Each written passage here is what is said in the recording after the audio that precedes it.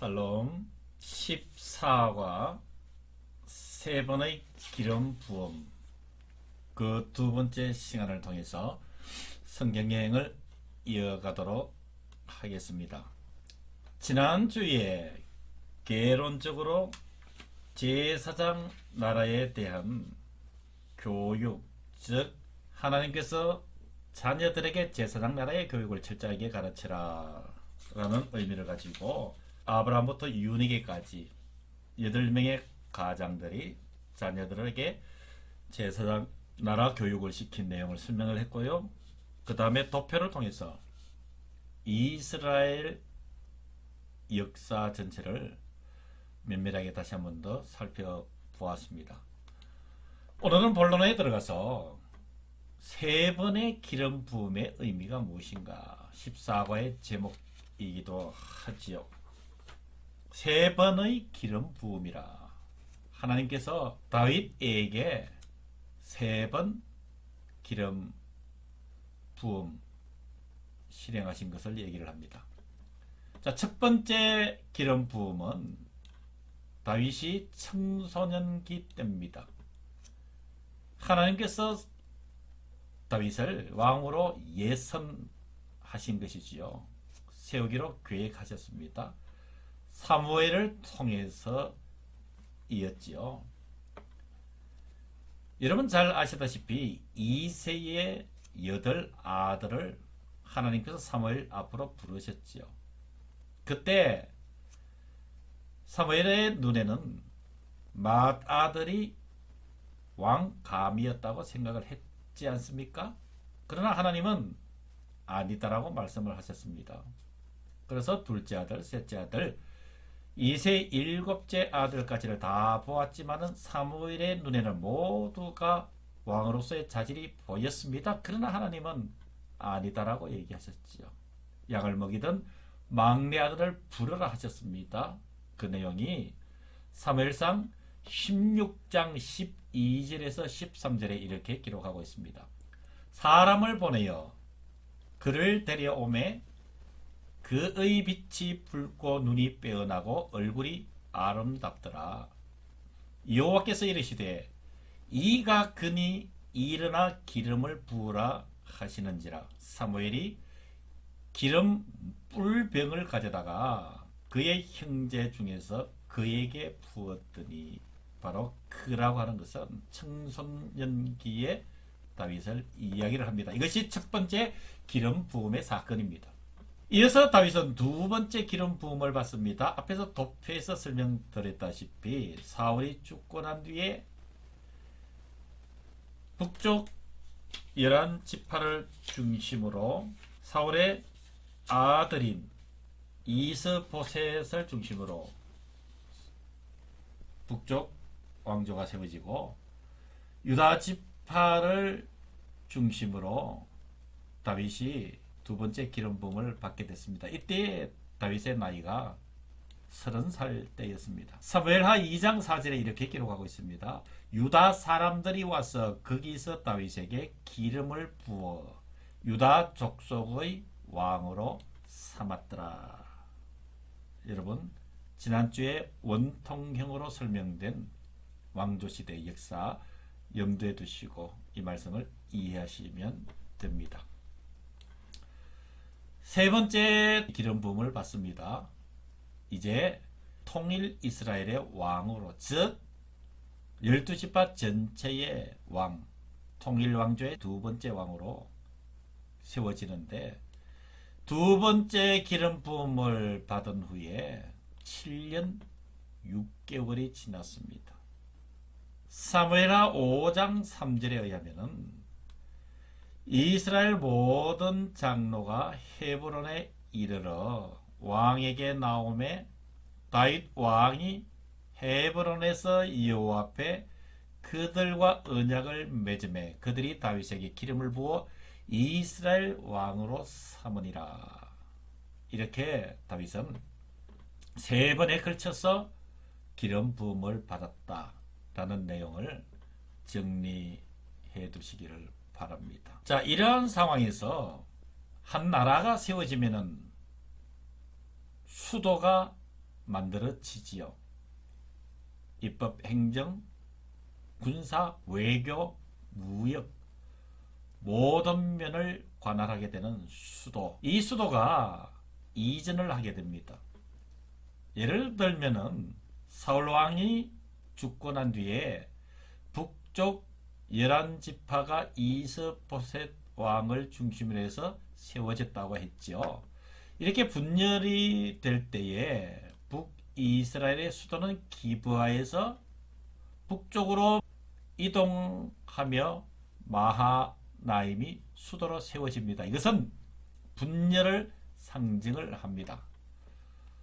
반면에 7년 6개월 뒤에 이스라엘이 다시 다윗을 중심으로 통일을 하게 됐죠.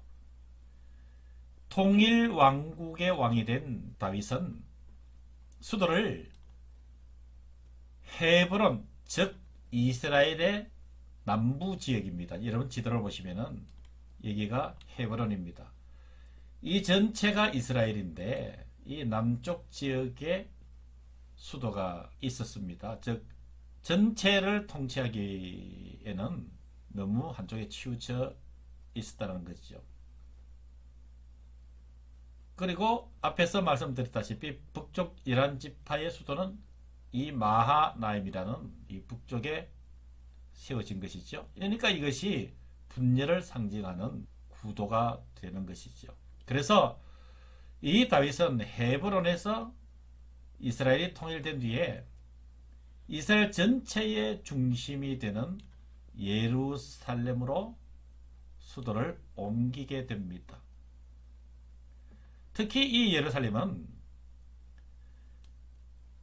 여호수아를 통해서 가나안을 점령을 할 때에 아직은 미점령 지역이었습니다. 점령하지 못한 지역이었다. 그래서 예루살렘으로 수도를 옮기게 된 의미는 여러 가지가 있습니다만 첫 번째가 중심, 통일 왕조이기 때문에 남북을 전부 통치할 수 있는 중심의 예루살렘을 선택을 했고, 나가서 하나님은 가나안 땅을 모두 점령하기를 원하셨죠. 그런데 이 예루살렘 지역은 아직 미점령 지역이다. 그래서 하나님의 뜻을 이루기 위해서 이 예루살렘을 정복을 하면서 통일 이스라엘의 수도로 삼게 되는 것이죠.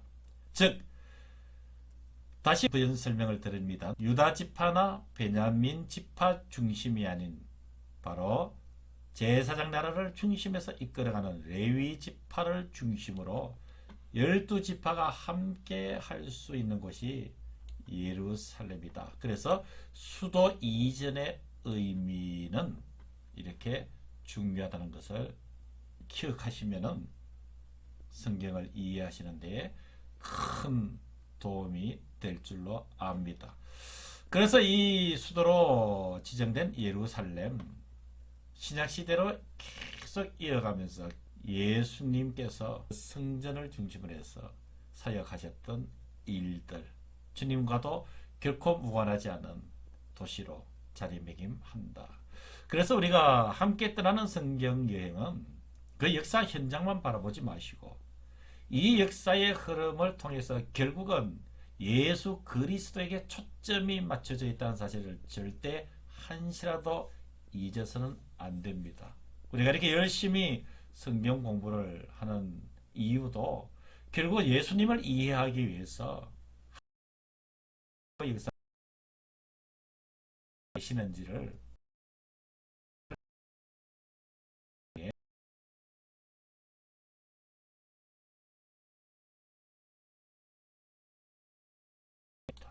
또 한 가지 이슈가 되는 것은 분열됐던 이스라엘을 통일 왕국으로 만든 이 다윗 왕의 업적을 한번 살펴볼 필요가 있습니다.